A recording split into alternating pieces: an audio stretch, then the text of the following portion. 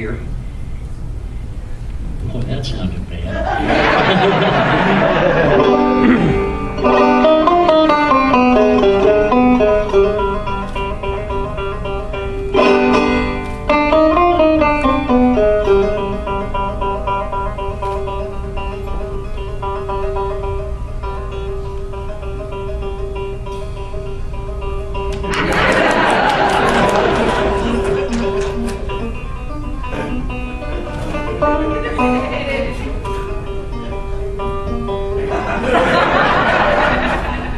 We're waiting on you.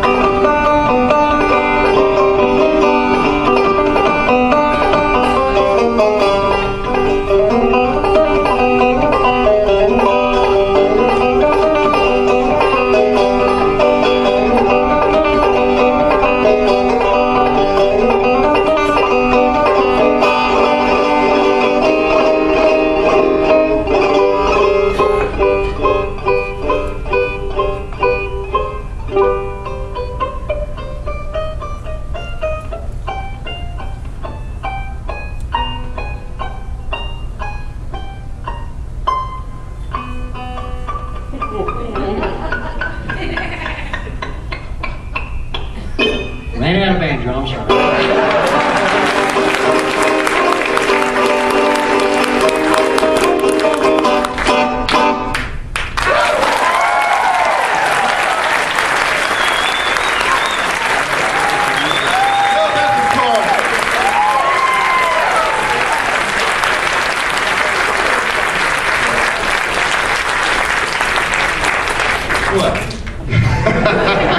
Joe, would you like to have a seat on the couch, or would you like to escape? I'll probably escape here All for right. a bit because I have to wire up for the concert. I understand. So everybody, one more round of applause for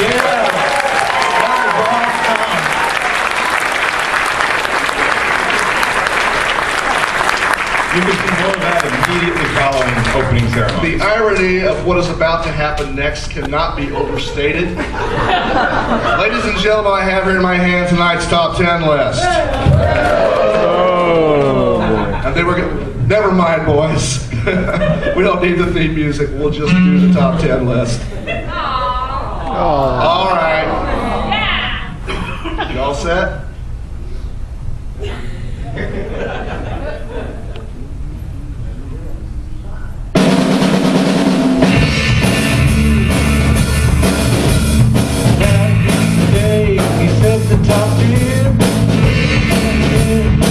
All the men, cause that'll be the day. Those lyrics were terrible. You wrote those lyrics. I'm so sorry I wrote them. I get the feeling they've cut my mic off on purpose. Is it still working? All right, tonight's top 10 list from the home office in Lubbock, Texas. The top 10 reasons it's better to live in Texas than in Oklahoma.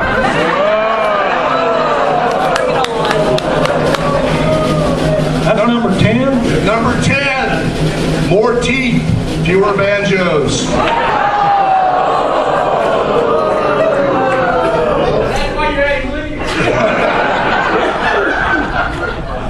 Number 9, it's more fun to say Nagadocious than Muskogee. Number 8, Texas takes pride in its fresh salsa. Oklahoma is pretty sure it's got an old Jack-in-the-Box ketchup packing around here somewhere. Texans aim at zombies' heads. Oklahomans aim at their own heads, telling the zombies, "Don't look so smug, you're next."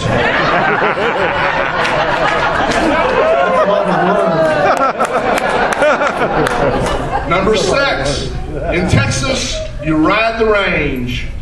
In Oklahoma, range rides you! No Yakov Smirnoff fans in the audience, I think.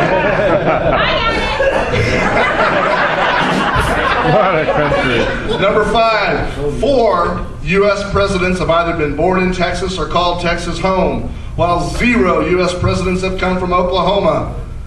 All right, Oklahoma takes that one.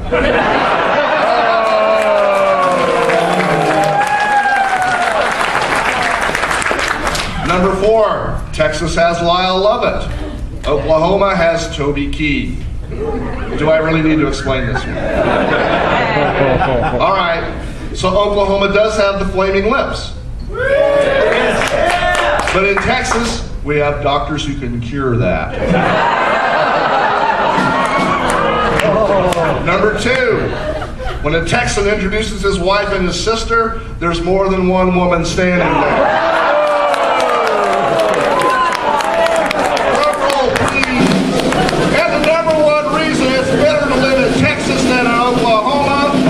We're not next door to Kansas.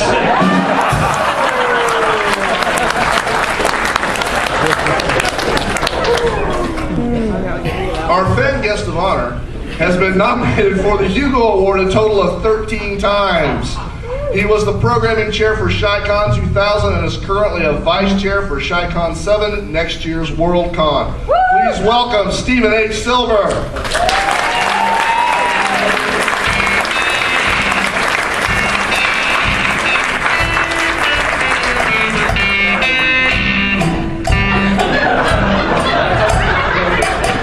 Hey, I heard that Stephen was throwing a challenge to Watson. Watson, the computer who beat Ken Jennings. Stephen says as long as they have an alternate history track on there, then he will take it up against Watson. And if they have Harry questions on there, Harry Turtledove, they have Harry Turtledove questions, he'll jump in. David Lee, master of trivia. Aside from your work on these big conventions and on the WorldCon next year, I know you work on a lot of publishing projects. Yes. Can you tell us what's coming up in that area? I'm the publisher of ISFIC Press, which is a small press that's run by ISFIC, which is the parent organization of WindyCon up in Chicago. Each year we publish a guest of honor book, hardcover, for the WindyCon guest of honor. A few years ago, we did one with Jack McDevitt. The cover was by Stefan Martinier. Wonderful cover. And I got to work with Stefan. And I said, it's a one-on-one relationship. And I would say, Stefan, how about if you do this? And he'd say, no. So I said, well, can we try this? He's like, no. So we just dropped it. This year, WindyCon, our guest of honor is Catherine Massara. We are going to be putting out a collection of 5 short stories and a mathematical essay called Aurora and Four Voices. And the cover art is by an artist named Joe Bergeron, who does wonderful work. I've been promised that the cover art is up on the ISFIC Press website sometime in the next 3-4 weeks. That's isficpress.com, and you can see it, and it looks great. All right, terrific. Anything else you want to tell us about that's coming up? New conventions, anything? Well, conventions, as you said, I'm the vice chair of sci-fi VIII. Next year's Worldcon up in Chicago. It's Labor Day weekend, August 30th to September 3rd. We'd love to see all of you up there. Frankly, with the lights up here, I'd love to see any of you now. You're going to have flashes all night. Yeah, you're going to be like, Actually, I'm just as glad not to see the expressions on their faces most of the time. I'm putting together an issue of my fanzine Argentus, which is 3 of those Hugo nominees. And I hope to have that up online and sent out to people sometime in the next month and a half or so. Next weekend I'll be in New York running the Science Fiction and Fantasy Writers of America New York reception. So yeah, I'm trying to keep myself a little You're bit busy. a busy guy. I try. You're a busy guy. Yeah. We're going to give you a little bit of a rest right now, though. Everybody, Steven Silver.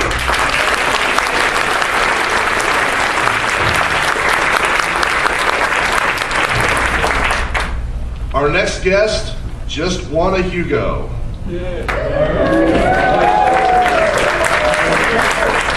And in the past, he also is the man who introduced me to one of my favorite writers of all time, so I owe him a special debt of gratitude, which I'm going to try to pay back right now. Our Hugo-winning special guest, peer editor Lou Anders.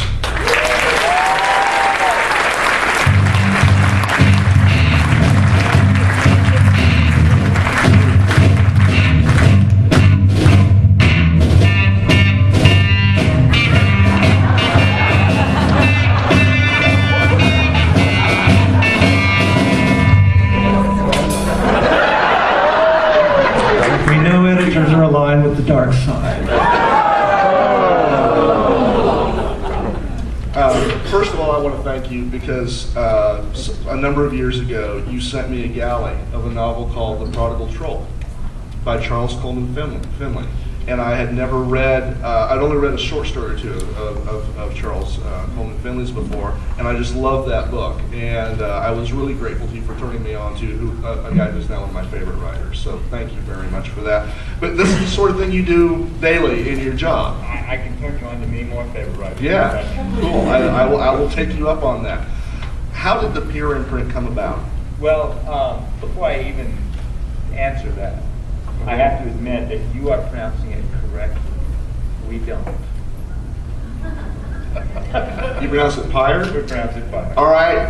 Rhonda U. Daly, I owe you big. Because I was asking earlier, I said Pyre or Peer? It is a Greek word, and Yeah. the Greek would be pronounced Peer. Okay. But it's not a word in English, so we feel that gives us license to pronounce it Pyre if we want. Pyre is actually cool, you know, because it Peer- implies something hot and Sounds flaming. neat. Pyre sounds like fire. Yeah, it does. And Okay. since our parent company is Prometheus, who brought fire, we said fire. That makes sense. And the truth of the matter is, please no one tweet this. It was 6 months before anybody pointed out we were pronouncing it wrong. That's what we're stuck with it anyway. If you own it, you can say it. Exactly. So you were working for Prometheus Books, and y'all decided to do a science fiction and fantasy No, print? I was a freelance anthologist. I started out in 2000 in what are now ebooks for a company called bookface.com. They had it almost right. But, that had ended with the .com crash, and I had was doing freelance anthologies. When we did Bookface, we operated on the assumption that science fiction writers would be really open to new technologies. And although we published in all categories, we targeted science fiction communities. They were open, but not nearly as open as the people at the Romance Writers of America. There was me and 2,000 women, and the guy who writes the fabulous McAllister Brothers. And I clung to him the entire time. They signed up tons of romance writers. They were really on the ball when it came to new media. And that collapsed, and I knew a whole lot of romance and science fiction authors. And I decided, I flipped the boat. No, I picked science fiction and started doing anthologies. And then a colleague at Bookface sent me an ad that Prometheus Books wanted to start a genre imprint. They had wanted to get into fiction, and Barnes & Noble had advised them to pick a niche. And they thought that science and science fiction had something to do with each other. And they were longtime friends with Carl Sagan and Isaac Asimov, and that other guy, Arthur C. Clarke. Often referred to as the other guy. And big science fiction, and they were advertising for an editor and to run the line. And my colleague at Bookface sent me the job, and I said, I'm not interested. I didn't apply. And my wife said, you idiot. You should apply. And they flew me up to New York, and I accepted the job. And I told them I think it would take about a third of my day, because I was doing a magazine at the time. And so I negotiated a very low salary based on my estimate that I would work a third of my day. And the marketing director, we pitched it as a kind of especially for us. We were looking at Golden Griffin and Subterranean. We do about 8 hardcover books a year. And then the marketing guy comes back and says, no, we need to do 12 to 16 books a year in trade paperback. Our competition has been told the bathtub rents our space, and we need to ramp everything up, except your salary. And the rest is history. Very cool. Well, you certainly come a long way with the imprint in a very short time, really. So, in terms of turning me and everyone else on to new writers and new books, what have you got coming up soon or now that you're excited about? You just asked me the most dangerous question you could possibly ask me. Just on the shelf right now is K.B. Johansson's Black Dog, which some of the people in the audience have already talked about. Fabulous, fabulous book. It is a coming-of-age story about a goddess. It's a world in which every rock, tree, river, or mountain has gods. And there's a goddess named Altissa, who's the goddess of the lake, but she's unique in a very Tibetan Dalai Lama way. She chooses to incarnate as a human being and live a whole life and die into it again. And she doesn't come to her power until she matures, until she becomes a woman. So for the period of time in which she is vulnerable, she has grabbed this really wicked, evil, bad spirit called the Black Dog. Thousands of years ago, she kicked its ass and subdued it and bound it to the life of a man. And it jumps post to post to post and always serves her fanatically, loyally. But if it ever remembers what it used to be before, the shit will hit the fan. And one day a wizard shows up and says, I'm here to marry the goddess. And the priestesses say, she's 8. And he says, oh, well, I'm early, but I'll take her anyway. And she says, well, the Black Dog, get me out of here. He's not here to marry me, he's here to eat me. And the Black Dog gets her out through a secret tunnel while the priestesses buy her escape for their life. And the Black Dog's mortally wounded, but escapes with her. And to sum this all up, Hala Cyan is a caravan guard who rides the spice trails, basically, and rides shotgun to protect them from bandits. Another culture, another area entirely, different part of the map. He's in town to see a woman that he sees once a year. She's gotten tired of him doing this and gotten married. He's pissed, he's gone and gotten drunk, and this friggin' wizard sucks the town. He's having a really bad day, so he's leaving. And he sees this little girl with a dead dog by the side of the road, and no one's stopping to help her. They're all going, little girl, you should get out of here. Little girl, there's a bad man, you need to run. Little girl, where are your parents? But no one cares. And he's embarrassed for these people that won't help a child. He goes over to help her, and the dog jumps up and bites him on the arm. And the Black Dog goes into him. And suddenly he's possessed by the spirit whose only paranoid desire is to protect her at all costs. And he takes her away from her leg, back on the caravan road, and raises her, tells his friends that that's his illegitimate daughter from the woman in town. And she grows up as a wagon driver. Epic. Wow. That sounds like a trip, man. It does. And it's completely standalone. Terrific. Everybody, Hugo winning higher editor.